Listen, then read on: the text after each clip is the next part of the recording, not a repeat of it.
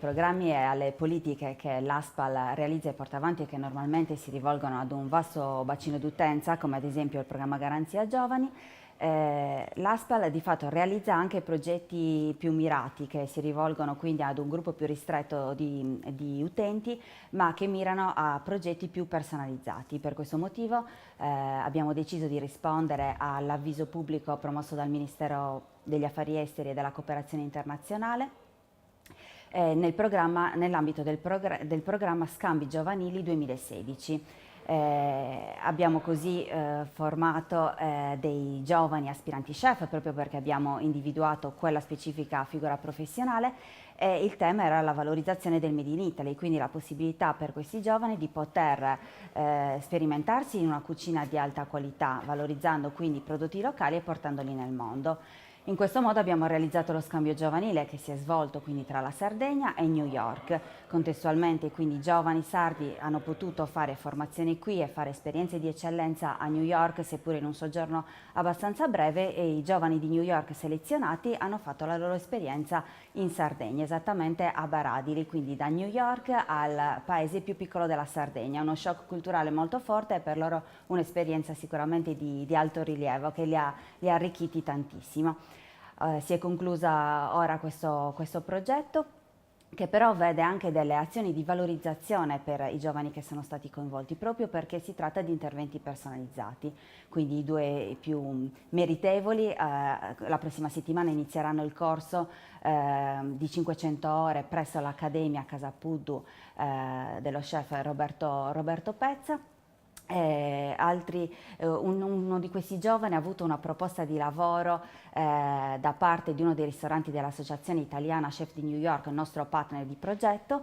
Un giovane che era in dispersione scolastica ha deciso di riscriversi a scuola, una giovane mamma ha utilizzato attraverso questo progetto la possibilità di poter reinserirsi in questo settore e ora inizierà a fare un tirocinio. Quindi insomma si tratta per noi rappresenta quello che è un buon esempio, una buona prassi che può essere ripetuta e può essere sperimentata anche in diversi contesti.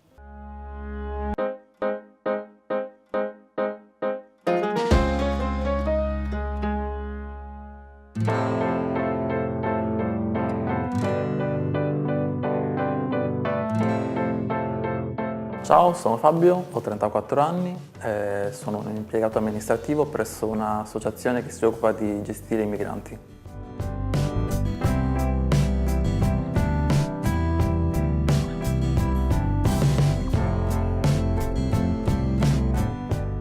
Io sono un giurista specializzato in diritto minorile che nell'ultimo anno si è appassionato alle tematiche anche dell'immigrazione. Sono stato contattato da appunto questa associazione che stava ricercando un tirocinante per le attività di tipo amministrative e il mio profilo è risultato idoneo per la figura appunto ricercata. Era un'opportunità per unire sia quelle che sono i miei interessi ma anche quelle che sono appunto le esigenze, in questo caso dell'associazione. Mi sono recato all'ufficio del lavoro dove appunto ho presentato la mia domanda e dato la mia disponibilità per svolgere un tirocinio regionale e appunto poi sono stato ricontattato dall'associazione dopo qualche settimana per avviare le pratiche di inizio tirocinio. Diciamo che è capitato questa opportunità. Prima ho lavorato in studi legali, in centri di mediazione, c'è stato un periodo in cui ho lavorato all'Unicef Italia a Roma, il filo rosso che ha sempre un po' unito quelle che sono state le mie esperienze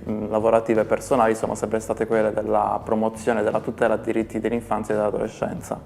Quest'anno nello specifico poi mi sono occupato di minori stranieri non accompagnati e quindi in questo modo l'attività e tutto il bagaglio di esperienze e competenze sono confluite verso la possibilità di dare una mano concreta verso questa associazione che appunto si occupa di promuovere l'accoglienza e gestire tutte quelle che sono gli aspetti logistici e burocratici per appunto i richiedenti asilo e i rifugiati. Il mio tirocinio è un tirocinio un po' particolare in quanto prevede la possibilità per le persone che hanno compiuto più di 29 anni di accedere anche loro ai tirocini, cosa che spesso è un'opportunità che viene preclusa. Il percorso in questo caso funziona come una sorta di vetrina, quindi c'è una richiesta da parte dell'associazione alla ricerca di un tirocinante e i tirocinanti presentano la loro disponibilità attraverso la compilazione di un modulo. Se c'è un incontro tra domanda e offerta, c'è poi un progettista che prevede a mettere insieme le due cose e successivamente le parti redigono una sorta di contratto in cui appunto si decidono quelli che sono gli obiettivi che durante il tirocinio dovranno essere raggiunti, le ore di lavoro e le modalità. E questo è appunto il percorso che io ho seguito ad agosto e che terminerà a gennaio.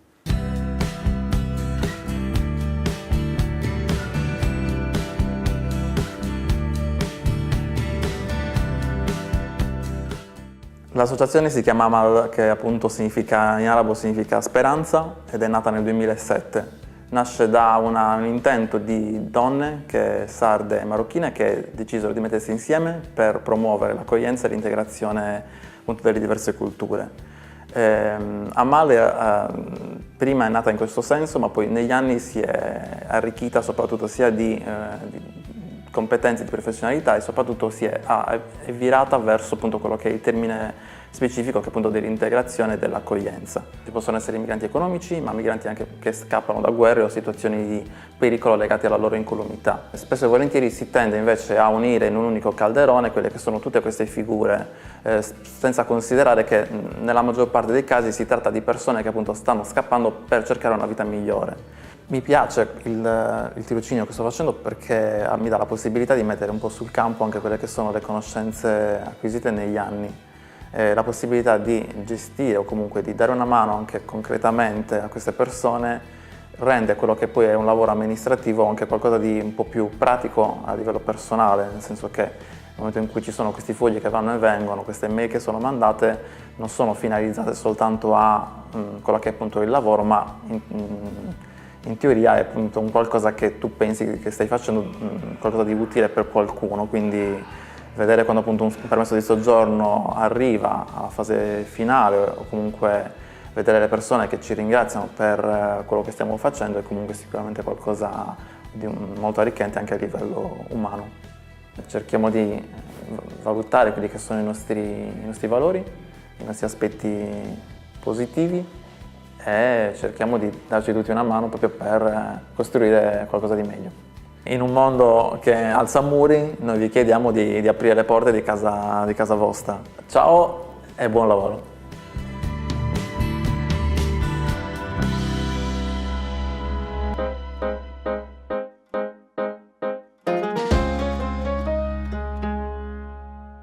A che cosa serve e come si scrive la lettera di presentazione, che viene anche chiamata lettera di accompagnamento o lettera motivazionale? Lo dice il nome stesso, è una lettera che presenta te e il tuo curriculum.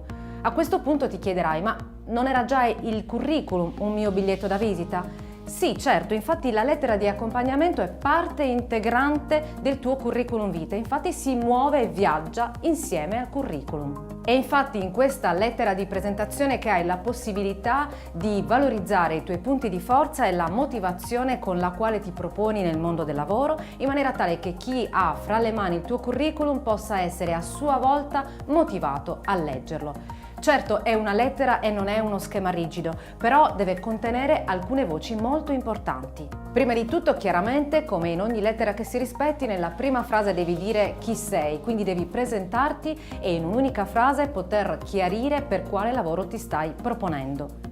Successivamente si entra nel cuore della lettera, la parte dove effettivamente puoi valorizzare i tuoi punti di forza e la tua motivazione, spiegando per quali motivi, ossia secondo quali titoli, esperienze e capacità ti stai proponendo proprio per quel ruolo. Punta sulle tue carte vincenti. Potrebbe essere un corso di formazione, potrebbero essere delle competenze specifiche oppure un titolo di studio. Anche la tua giovane età o la tua esperienza in un campo e in un settore specifici possono essere dei punti da valorizzare. In ultimo, fai capire al datore di lavoro che ti sta leggendo che conosci bene la sua realtà, perché non possa sentirsi come uno dei 100.000 datori di lavoro a cui vuoi rifilare il tuo curriculum.